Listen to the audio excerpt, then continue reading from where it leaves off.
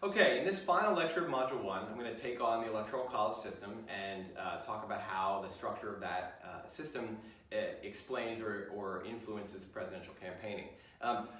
One thing I'm going to say, full disclosure here at the beginning of this, I'm actually a supporter of the Electoral College. I don't believe that the national popular vote is the more democratic or the superior way to choose the president, and I'll refer you to the optional video in this module, the history and philosophy of the Electoral College, for my take on where the Electoral College comes from, why it was designed the way it was, and why in the end it's actually a pretty decent selection method given all of the other alternatives. So you can watch that. You can either pause this right now and watch that first, or you can watch that after this. So I'm not going to be engaging in any kind of argument about whether the Electoral College system is good or bad, whether it's democratic or undemocratic, whether it's unhealthy or skews things, or whether it's terrible that we end up with candidates who win without the national popular vote majority. I'm going to leave all that aside and just take the Electoral College system as a given and discuss how it affects presidential campaigning. Now, in the congressional election system lecture, I talked about the two-tiered system that we have, primary and then general election, and that there are then safe seats and swing seats, and that in safe seats, the primary election is the election. In the presidential election, there's no such thing as a safe seat. The presidency itself is a swing seat, right? Either a Democrat or a Republican could win. Now, in any given year, it might be easier for a Democrat or a Republican to win given the political climate of that year, right? It was a very difficult hill for John McCain to climb in 2008, coming off of 8 years of a Republican presidency, and typically Americans tire of one party controlling the presidency for too long, and 2, with a major economic crises laid at the feet of that Republican administration, that election was not going to be easy for whoever as a Republican got nominated. The incumbent president usually has an advantage in getting reelected because you have name recognition. There's a lot of sense among a lot of people not to change horses in midstream. You can use all of the levers of power available to you to make the country seem like it's going in the right direction so that people are relatively satisfied on election day. So incumbents running for reelection, it's not a safe seat, but it is safer. In an open election, depending on what the incumbent party is, it's a little taller of a climb for the in party, right? So when Hillary Clinton was running for election, essentially you're asking for a third term of the incumbent party, and that is a harder thing to ask for. So there are all kinds of factors that make it easier or harder for the Democratic or the Republican nominee in the general presidential election to win it. But it's always possible to win, and whatever the conditions might be, in general, the presidency is a swing election. So to become president, you have to win 2 different elections. You have to win the primaries, and you have to win the general election. Now, the thing that's different about the primaries in presidential elections than in congressional elections is that the primary is a long, drawn-out process that occurs around the country over months. Whereas for a congressional election, your primary occurs on a day, and it doesn't get a ton of attention, and you have to focus just on that one day. So presidential candidates have to get nominated, they have to go through this long, arduous, torturous process. So for one thing, presidential campaigning has to start really early, because just to get the nomination, you have to yourself, even if you started on the month before the first primary, you would still have 6 months of work to do. And you can't win the presidential nomination by starting a month before the very first primary. You have to start at least 6 months before, and now the norm is to start nearly a year before the first primary so that you can develop all the connections, all the support, the endorsements, the war chest, that you can get experience campaigning and giving some speeches and going to town hall meetings and doing debates and being in front of a very aggressive media and being in front of a very attentive, though not large, but an attentive political audience. So the drawn-out nature of the primary system means that presidential campaigning is essentially this long, drawn-out, arduous slog. But the similarity is this, that much like the candidates for congressional office who are in safe districts, you have to win the hardcore party loyalists to get your party's nomination. It's even more true in the presidential nominating process that appealing to hardcore party loyalists is how you're going to win the nomination. Then you have to, because it's a swing seat, the presidency is a swing seat, you then have to win the general election to a very different type of electorate. So for sure, running for president involves campaigning in two different directions. You have to have the ability to do both of those things, to look at Republicans, if you're a Republican, or Democrats, if you're a Democrat, and appeal to them, and then turn to the general electorate. Now, a decent amount of what I said last time about persuasion versus get out the vote also applies to presidential elections. And in an era when the number of moderate, independent, persuadable voters is shrinking and relatively small, the persuasion effort is much smaller than the get out the vote effort. And so what you're going to be doing a lot of is trying to motivate your people to come out for the general election. And you will have the whole party apparatus behind you to do so. One of the things about presidential elections is that the presidency is such a huge prize for a party that even if the candidate who wins the party's nomination is not a candidate that party leaders like, or even can tolerate or stand, they're going to throw their full weight behind getting that person to win. That's not true at the congressional level. If you're a totally extreme candidate who wins despite the distaste and dislike of the party leadership is, they want you to win because they want another D or an R in the seat in Congress, but it's less of a prize, and so they're more likely to just be like, yeah, we're going to distance ourselves from an obnoxious candidate who's too extreme or has too much of a scandal attached to them or who doesn't play ball with party leaders. You're not going to drop a presidential candidate no matter what they're like. And if that was ever in doubt, then Donald Trump demonstrated that is true, that the party will get behind whoever their nominee is no matter how they feel about that particular candidate. Even when that candidate actually represents, as in Trump's case, a lot of policy positions that go against the sort of core party platform and the core party orientation. And they'll do it because that candidate can potentially bring in, as Trump did, new voters that will invigorate that party's core constituency and help them to win not just that election, but future elections as well. So once you secure the nomination, then the party is going to be all in behind you. Now, what does it take to win the Electoral College? What it takes to win the primaries is to appeal to that hardcore voter over the course of months and months. And that is like there's no predicting who's going to end up with the nomination. It's a very open. It's like a football game. Any given Sunday, any team can win because the ball bounces in a particular way. There's a key penalty. There's a weird bobbled ball. Something happens that's just unpredictable, and this person wins instead of that person. Presidential primaries have that sort of, well, who knows how it's going to turn out aspect to it, at least early on. Once the front runner solidifies, that tends to go away. But then you have your party's nomination. You had to appeal to those hardcore voters. You now have the full backing of the party leadership and the rank and file. Now you turn, and you're going to have to do the same thing you did before, which is win votes in states. The party primary system tracks the Electoral College in that each state gets a number of delegates that's proportional to its electoral votes.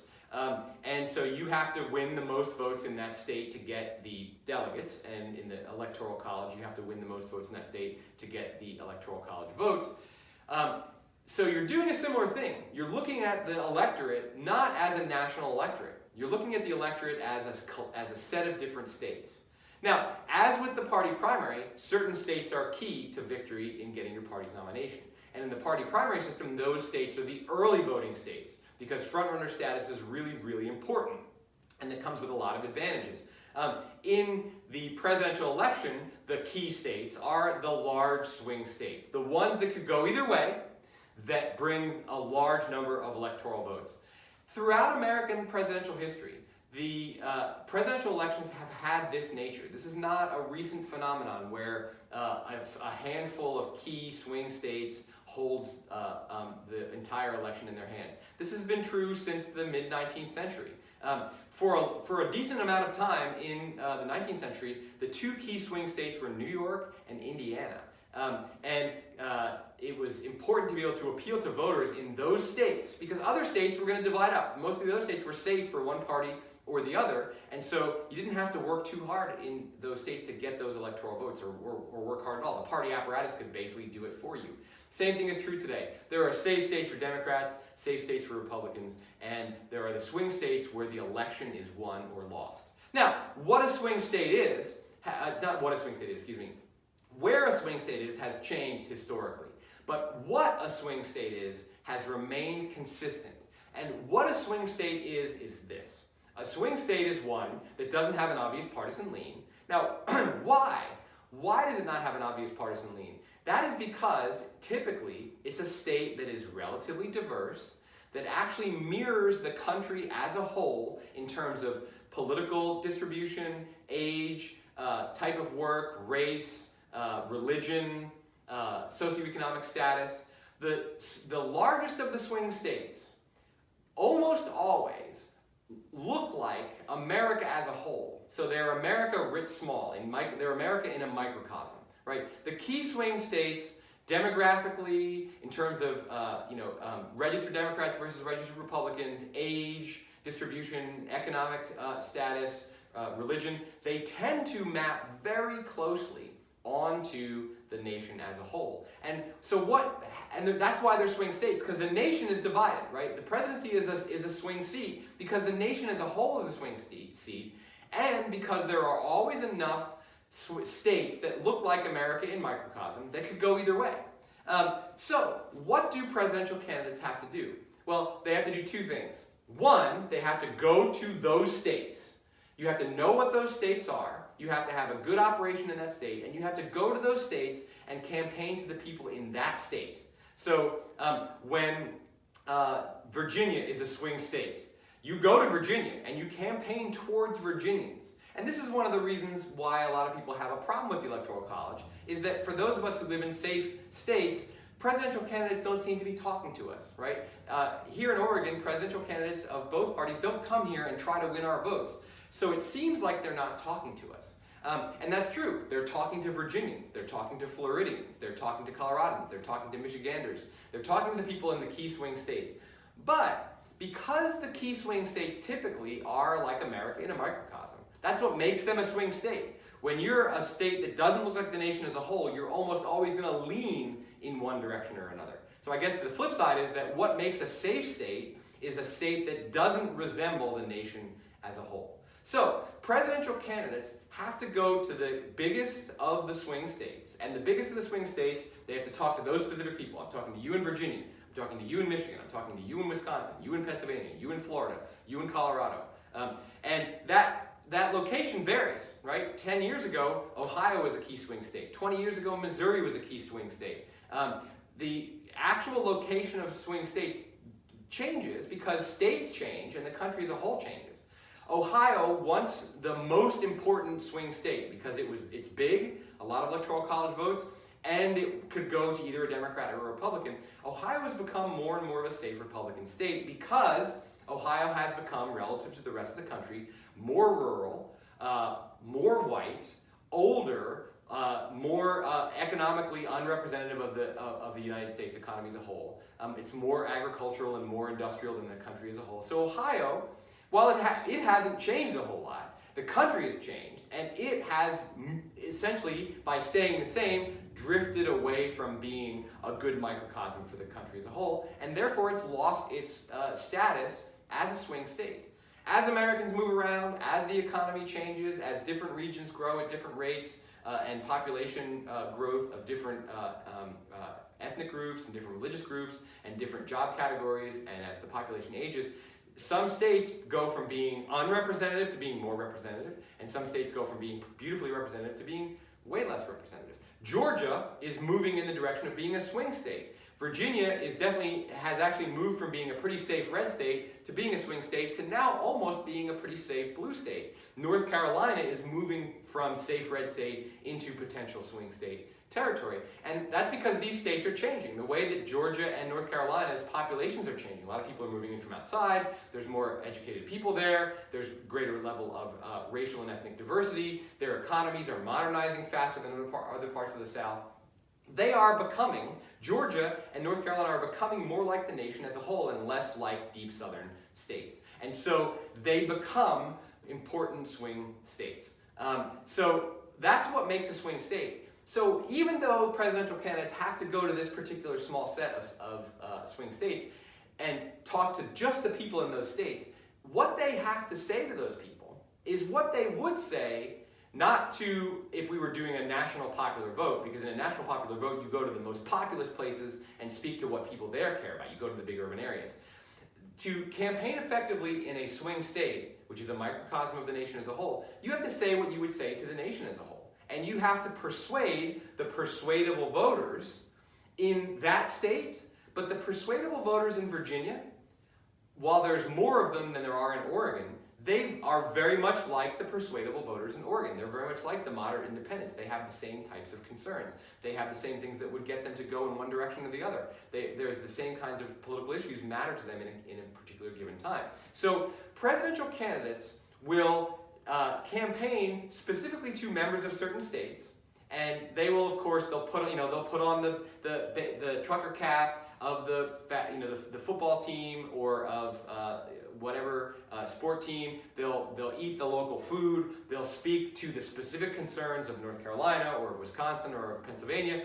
But in substance, what they have to do is speak to the issues that speak to the same kinds of persuadable voters nationwide. Now, also, because getting out the vote is super important, what this means is that presidential campaigning, while you have a nationwide get out the vote effort, of course, and you have the entire party apparatus backing you, and both parties have a national network, your campaign itself can focus its resources on that 6 to 12 key swing states where you need to turn out the vote in your favor and get the most votes in that particular state. Because we have a winner-take-all system for our electoral votes in all but 2 states.